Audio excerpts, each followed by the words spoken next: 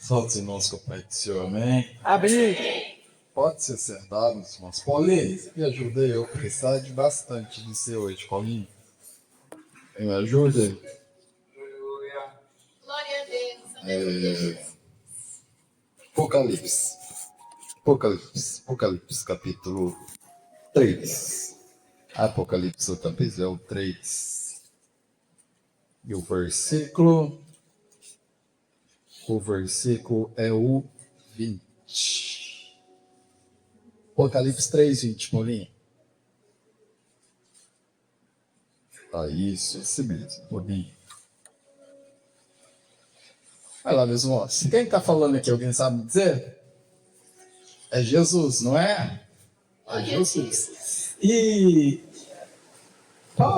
João, ele foi escrever o Apocalipse, e a maioria das pessoas que estudam a Bíblia concordam em dizer que as 7 igrejas para qual João escreveu representa 7 períodos da igreja na face da terra.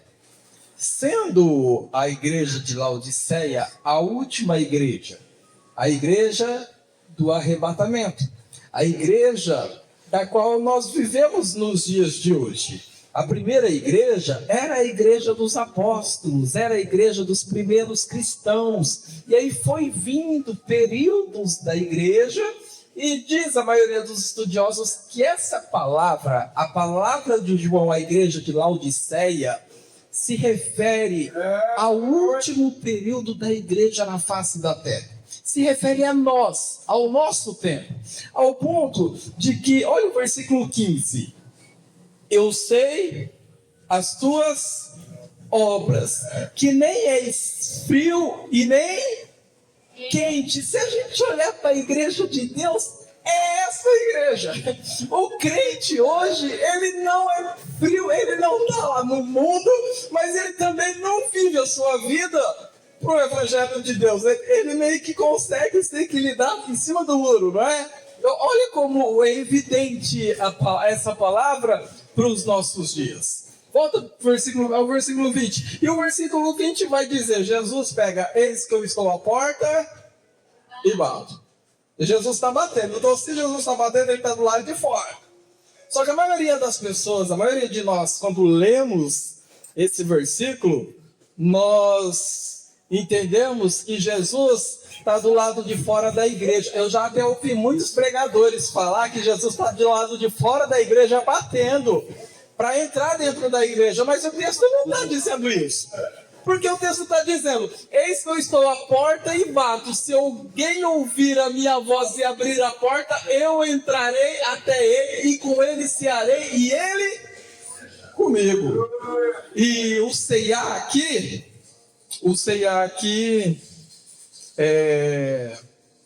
está falando de casa. Se a gente ir para um texto até mais antigo, essa tradução aqui, ela é mais nova, mas talvez na tua Bíblia, olha, quando eu abri a minha Bíblia, olha o que está escrito. Eis que eu estou à porta e bato. Se alguém ouvir a minha voz e abrir a porta, eu vou entrar na sua casa e cearei com ele e ele comigo. Então João vai falar que nos últimos dias, na última igreja, Jesus não estaria fora da igreja, mas Jesus estaria fora das nossas casas. E diz então a palavra de Deus que ele está querendo bater, ele está batendo. Ele está batendo. Só que aqui na igreja a casa é dele. Então ele tem as chaves. Aqui na igreja a casa é dele. E ele entra e sai a hora que ele quiser. Só que nas nossas casas, quem tem a chave das nossas casas somos nós. Então ele não pode entrar. Ele não pode entrar sem ser o quê? Convidado. Você tem que convidar Jesus para entrar dentro da tua casa. Porque o dono da sua casa é você. O dono da sua casa, o proprietário dela, o chefe lá dentro é você. E se não convidarmos Jesus para entrar dentro das nossas casas, ele vai ficar, sabe o quê? Batendo. E é tão real isso, porque uma vez eu ouvi uma história de uma menina que chegou para o pastor. A menininha chegou para o pastor e falou assim: pastor, deixa eu, meu pai e a mãe morar aqui na igreja? Ô pastor, oxe. A menininha chegou pro pastor e falou, pastor, deixa eu, meu pai e minha mãe morar aqui na igreja. O pastor olhou e falou, mas por quê? Por que morar aqui? Sabe por quê, pastor? Porque aqui na igreja meu pai é tão bonzinho. Aqui na igreja minha mãe é tão boazinha, lá em casa é tão diferente, pastor. Eu acho que se eu morar aqui dentro, se meu pai morar aqui, se minha mãe morar aqui, eles vão ser sempre bonzinhos. Meu Deus. Isso é recorrente muitos dos nossos dias, não é? Quantos de nós, pastor, aqui dentro nós somos tão perfeitinhos? Aqui dentro nós tratamos as nossas esposas com tanto amor, os nossos filhos com tanta bondade, mas dentro das nossas casas, parece que Jesus não está lá. Parece que Jesus não foi convidado para entrar lá dentro. E por mais que incrível que pareça, o profeta Joel profetizou assim: nos últimos dias eu vou derramar do meu espírito sobre toda a carne. A Bíblia nos diz que Jesus Cristo não vai vir buscar uma igreja morna, como nós lemos lá em Laodiceia. A Bíblia nos diz que Jesus Cristo não vai vir buscar uma igreja fria. Jesus Cristo não vai vir buscar uma igreja como ela está. Antes diz a palavra de Deus que vai haver um avivamento, um purificamento, uma santidade tal que nunca foi vista. E o profeta Ezequiel, ele continua essa profecia e ele pega e fala assim: eu vi um vale, e no meio desse vale estava cheio de ossos, e ossos muito secos. Deus fala para Ezequiel. E isso é o que nós vemos nos dias de hoje. Muitos ossos, mas sem vida. Muitos ossos, mas extremamente sequíssimos. E aí Deus olha para Ezequiel e fala: Ezequiel, pode viver esses ossos? E Ezequiel fala: pode, o senhor que sabe. E Deus olha para Ezequiel e fala: então profetiza. Profetiza sobre esses ossos, porque é assim que tu profetizar, eu vou colocar o meu espírito neles e eles ficarão de pé. Isso é avivamento. Como o Espírito Santo de Deus, como o crente tem vida em si mesmo. Quando o Espírito Santo de Deus, como o crente torna-se mais santo. Quando o Espírito Santo de Deus, como o crente, a transformação de vida. E Ezequiel pegou e falou: o quê? Eu profetizo. E ele: Espírito, entre. E aí diz a palavra de Deus que houve um rebuliço. Está escrito: houve um rebuliço e cada osso se juntou ao seu osso. A primeira etapa do avivamento que vai vir sobre a face da terra é osso com osso. E osso com osso nós estamos falando de família. Osso com osso nós estamos falando de casa. Porque Jesus Cristo, o Deus Todo-Poderoso, criou o homem. E aí ele trouxe a mulher, criou a mulher e trouxe a mulher para o homem. E quando o homem viu a mulher, lembra do que ele falou? Ele falou: essa é o quê? É osso do meu osso. E o avivamento que está por vir não vai começar aqui dentro da igreja.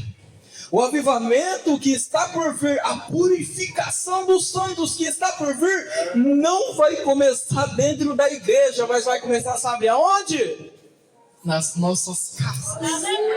Por isso a importância de chamar Jesus para entrar dentro das nossas casas, porque é lá que vai começar o avivamento, é lá que vai começar a purificação, é lá que vai começar a santidade, é dentro das nossas casas. E o primeiro passo é chamar Jesus para dentro das nossas casas. Aleluia! E a gente... Que horas que é? Eu não enxergo agora. A gente tem um certo problema com princípios. Diz a palavra de Deus, lá em Êxodo 19. eu e o Léo já até teve esse discipulado. Diz a palavra de Deus que Deus olha para Moisés e fala: Moisés, eu quero falar com o povo. Moisés, eu quero conhecer particularmente cada um do meu povo, cada um dos meus filhos. Eu quero falar com ele, quero ser ouvido dele, quero que ele fale quando ele vai ouvir. E aí Deus pegou e falou para Moisés: prepara o povo, faça o povo se banhar, santifique o povo, porque eu vou descer para falar com cada um deles. E diz a palavra de Deus que então Moisés preparou todo o povo, e o povo ficou ao pé do monte, querendo, ansioso para ouvir a voz de Deus.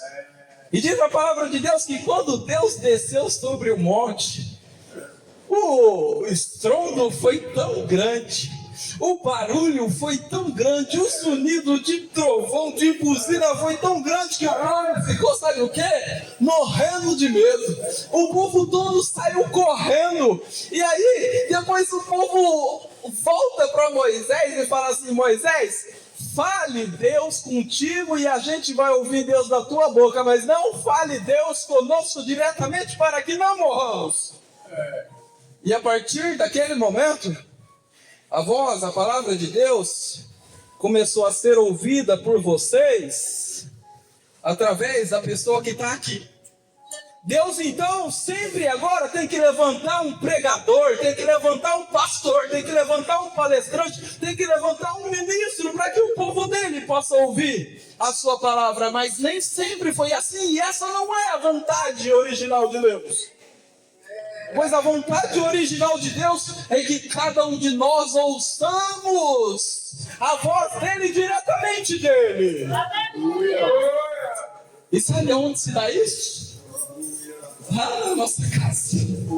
Lá na nossa casa. A prioridade de Deus nunca foi igreja. Deus, ele cria o mundo, ele cria o sol, ele planta um jardim, ele enche de alimento o jardim, ele não coloca uma igreja dentro daquele jardim, ele coloca uma família. Adão e Eva não saíam da sua casa, ia para uma igreja adorar a Deus. Não, a sua casa era a igreja de Deus. Eles serviam a Deus dentro do seu lar, dentro da sua habitação. Essa sempre foi a vontade original de Deus. Mas nós trouxemos para cá. E nós só queremos ouvir Deus aqui. E só queremos receber de Deus aqui quando o maior segredo está em ouvir Deus lá, em receber Deus lá, em ter Deus lá conosco. E eu fui ler as passagens sobre Jesus entrando na casa, porque tem muita casa que Jesus entrou, sabia? Nos evangelhos, se você pegar os evangelhos, você vai ver Jesus entrando em muita casa.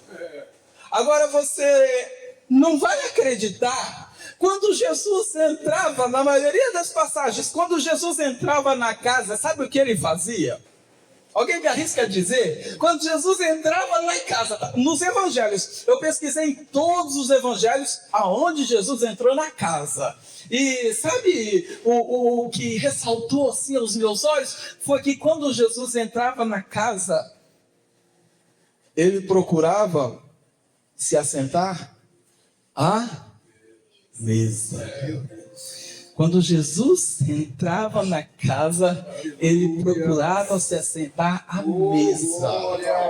E é sobre isso que Deus colocou no meu coração para falar nessa noite. Sobre o princípio bíblico da mesa. Nós precisamos ter uma mesa em casa.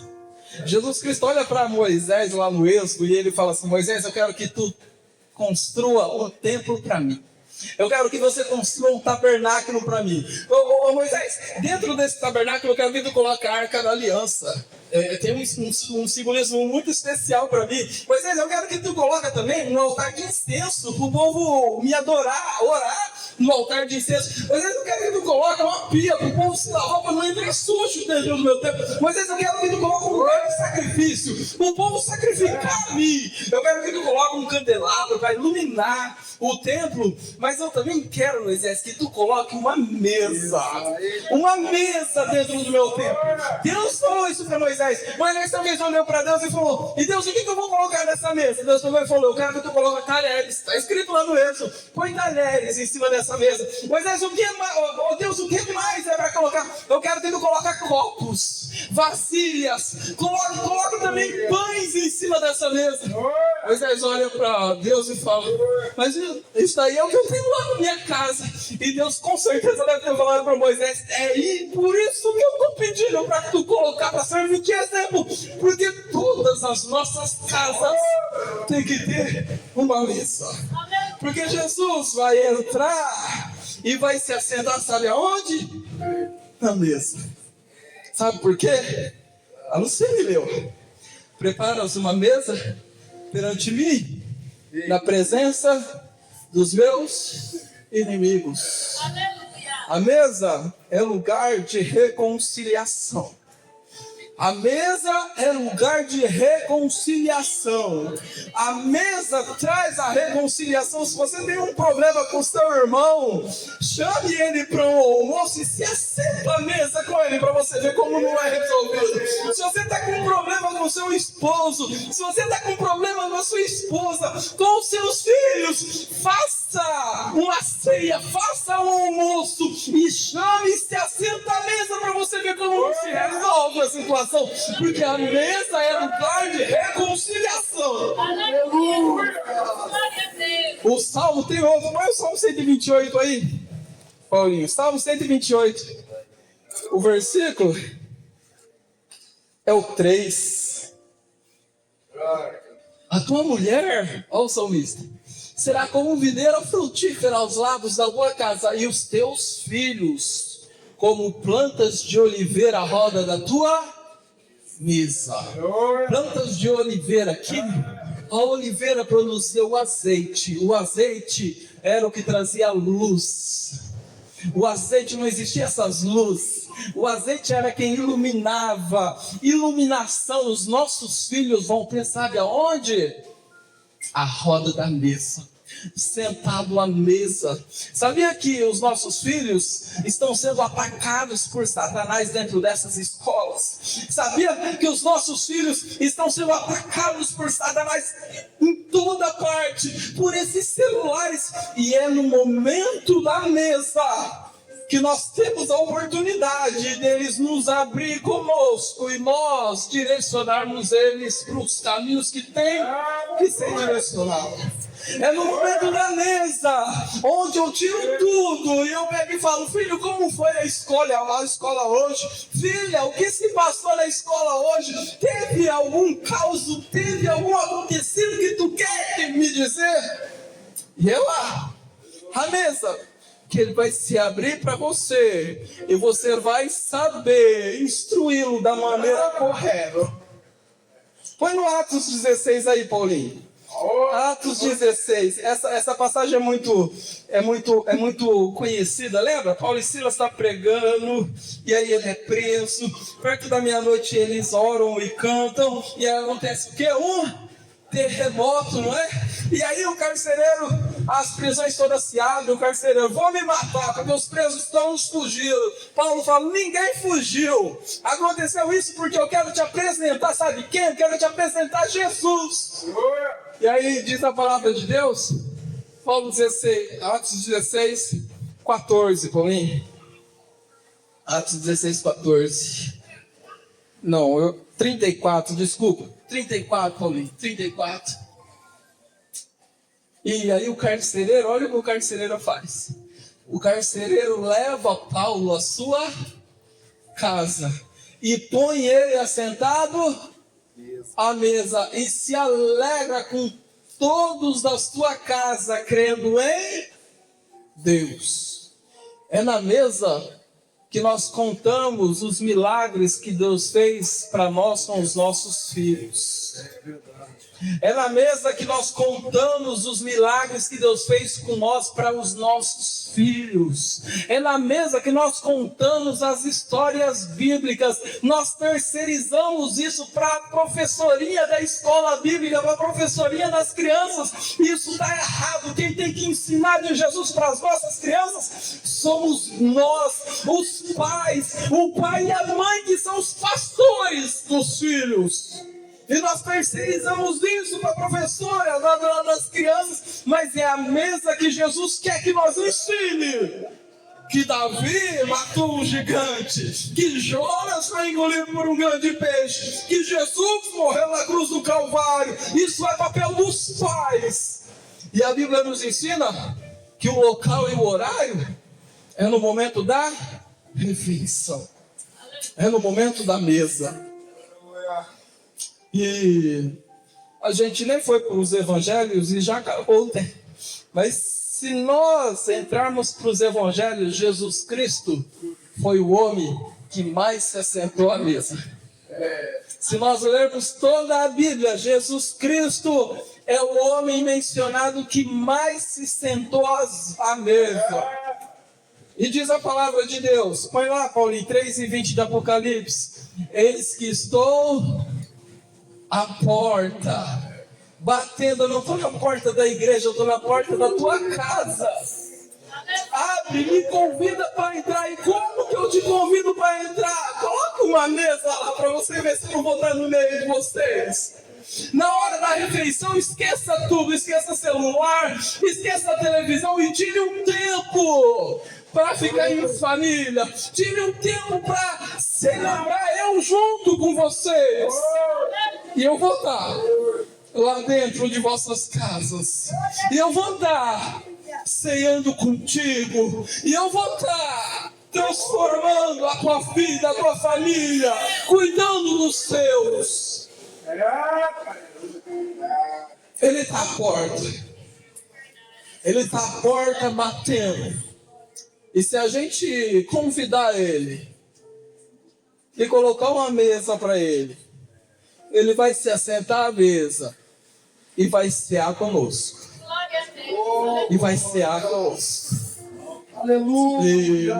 E sigamos o conselho bíblico.